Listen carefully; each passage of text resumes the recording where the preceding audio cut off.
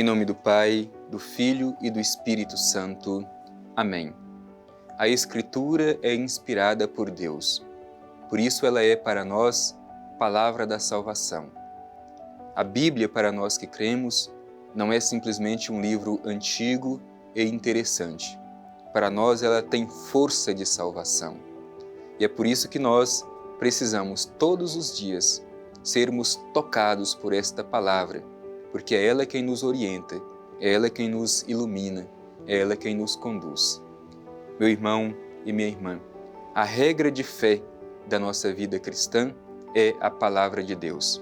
Por isso eu te convido a, neste momento tão especial, no dia de hoje, abrir o seu coração, acolher esta palavra que nos ajuda a entrar em intimidade de comunhão com o Divino Pai Eterno, através da palavra que é seu Filho Jesus. Escutemos com atenção.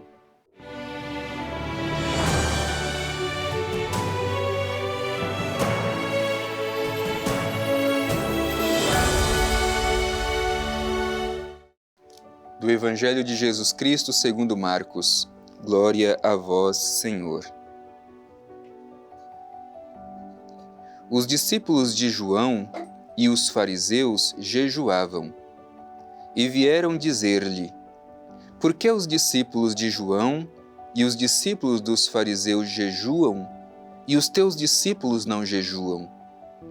Jesus respondeu: podem os amigos do noivo jejuar enquanto o noivo está com eles? Enquanto o noivo estiver com eles, não podem jejuar. Dias virão, porém, em que o noivo lhes será tirado, e então jejuarão naquele dia. Ninguém faz remendo de pano novo em roupa velha, porque a peça nova repuxa o vestido velho e o rasgo aumenta. Ninguém põe vinho novo em odres velhos, caso contrário, o vinho estourará os odres e tanto o vinho quanto os odres ficam inutilizados, mas vinho novo em odres novos. Palavra da salvação. Glória a vós, Senhor. Meu irmão e minha irmã, a palavra de Deus hoje coloca no centro uma discussão entre os discípulos de João Batista e os fariseus e os discípulos de Jesus sobre o jejum.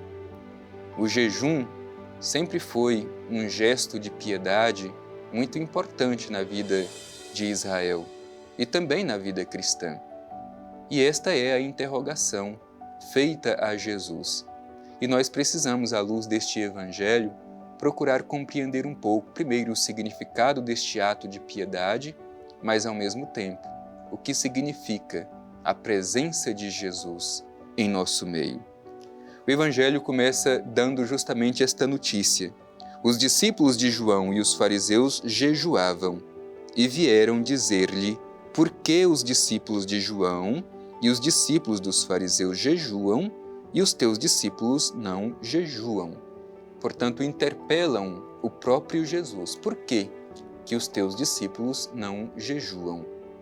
E a resposta de Jesus é muito interessante e carregada de um significado bíblico muito profundo.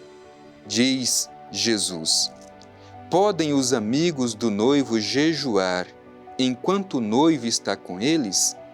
E Jesus mesmo dá a resposta: enquanto o noivo estiver com eles, não podem jejuar. Então vejam bem, a resposta de Jesus é interessante. Quando o noivo está presente com os convidados, não se pode jejuar. Mas do que Jesus está falando? Obviamente o noivo é ele mesmo, é o próprio Jesus, o noivo presente. E os convidados são os discípulos. Os convidados é a igreja. Portanto, a presença de Jesus é motivo de alegria. Portanto, com a presença de Jesus, não é necessário o jejum. Esta é uma imagem muito antiga, a imagem matrimonial, para falar da união de Deus com o seu povo.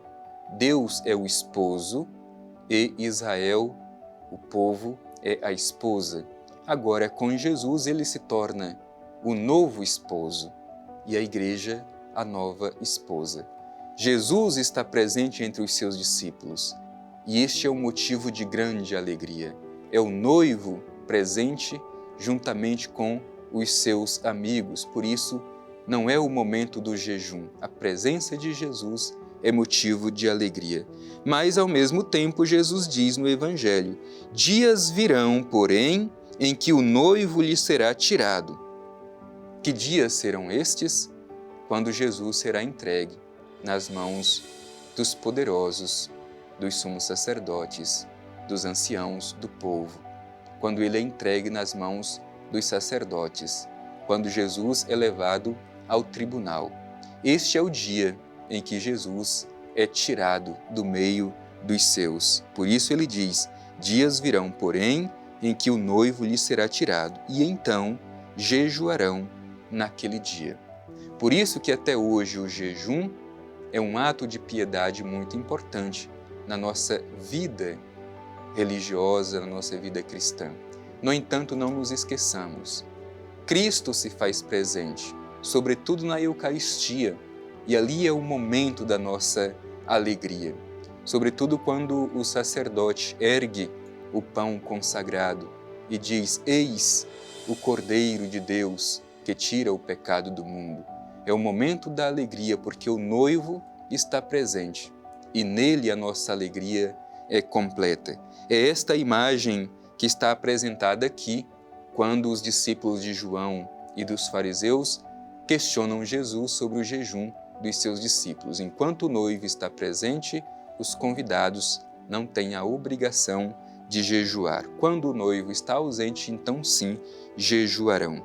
E aí, o Evangelho nos apresenta uma imagem de encorajamento que nos ajuda a superar as experiências do passado e viver uma experiência religiosa nova.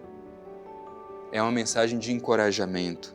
Veja o que diz o Evangelho: ninguém faz remendo de pano novo em roupa velha, porque a peça nova repuxa o vestido velho e o rasgo aumenta.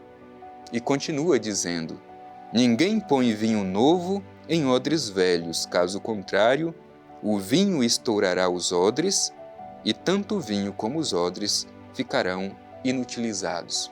É um convite à renovação. Nós precisamos fazer esta experiência de renovação a partir de Cristo Jesus. Não dá para acolher Cristo e continuar com experiências religiosas do passado, que não nos levam a uma verdadeira comunhão com o Pai. Por isso o Evangelho conclui dizendo: vinhos novos em odres novos. É o momento da renovação em Cristo Jesus. E nós devemos ser este vinho novo, em odres novos. Renovação na igreja, tempo de alegria. Cristo se faz presente pela sua palavra e pela Eucaristia. Por isso vamos também nós, à luz da palavra de Deus que terminamos de ouvir, fazer esta experiência de renovação da nossa vida. Pode ser, meu irmão e minha irmã, que muitas vezes a gente ainda viva baseada em experiências do passado e geralmente experiências negativas do passado, que nos impedem de olhar para frente com esperança. Portanto, esta mensagem do Evangelho, ela é dirigida a cada um de nós. Renovação do nosso espírito, renovação do nosso coração. Não podemos acolher Jesus sem permitir que o nosso coração seja preenchido por este encorajamento evangélico. Ousemos ser pessoas que carregam consigo Jesus Cristo. Ousemos mostrar para o mundo esta força de Deus que habita em nós. A igreja só se tornará uma igreja renovada quando nós também formos renovados pelo seu Espírito. Portanto, não nos esqueçamos, vinho novo em odres novos. Não vivamos uma experiência religiosa do passado, mas uma experiência religiosa renovada pela luz do Espírito que nos trouxe Jesus Cristo, o Filho amado do Divino Pai Eterno. Que esta palavra encontre abrigo no solo do nosso coração.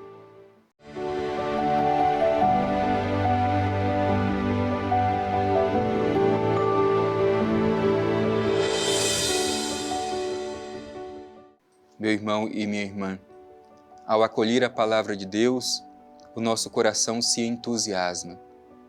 Nós somos tocados pelo amor de Deus. O Evangelho de hoje nos pede renovação do nosso espírito e do nosso coração. Por isso vamos nos dirigir ao Pai Eterno, fazer a Ele a nossa prece, pedindo sobretudo um coração renovado para sermos testemunhas na Igreja desta força renovadora de Jesus presente em cada um de nós. Divino Pai Eterno, te agradecemos pela palavra que Tu dirigiste ao nosso coração no dia de hoje. Que ela nos renove, que ela faça de nós homens e mulheres encorajados a fazer uma igreja renovada. Que o Espírito Santo derramado em nossos corações nos faça audaciosos no anúncio do Teu Evangelho. Que encontremos formas criativas, renovadas, de anunciar o Evangelho de Teu Filho Jesus. Assim seja. Amém. O Senhor esteja convosco, Ele está no meio de nós. Abençoe-vos o Deus Todo-Poderoso, Pai, Filho e Espírito Santo. Amém.